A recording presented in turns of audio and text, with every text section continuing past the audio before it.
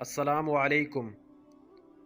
मायूसी कुफ्र है। जैसे ही वो खुश लिबास इंसान चमकती धमकती कार से उतरा तो फ़कीर ने उसे घेर लिया।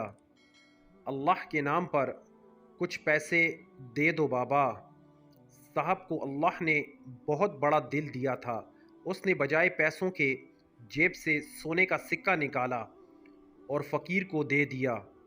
अब फ़कीर तो फ़कीर है, सोना कैसे पहचानता। सोने का सिक्का वापस कर दिया और पैसों पर इसरार जारी रखा। साहब कहते रहे, ये पैसों से ज़्यादा कीमती है, यकीन करो यह उन कागज़ के टुकड़ों से ज़्यादा अहम है। फ़कीर ने यकीन न किया और सोने का सिक्का छोड़कर मुंह लटकाता हुआ मायूसी से चल दिया।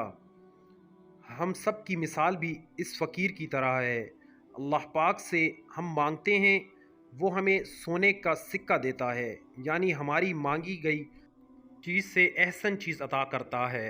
लेकिन हम गुनहगार चंद पैसों पर इसरार जारी रखते हैं और बिलाखिर मायूस हो जाते हैं। अल्लाह ताला ने कुरान पाक में इरशाद फरमाया, नाउमीद ना हो, कमज़ोर ना पड़ो, गमगीन ना हो, मायूस ना हो।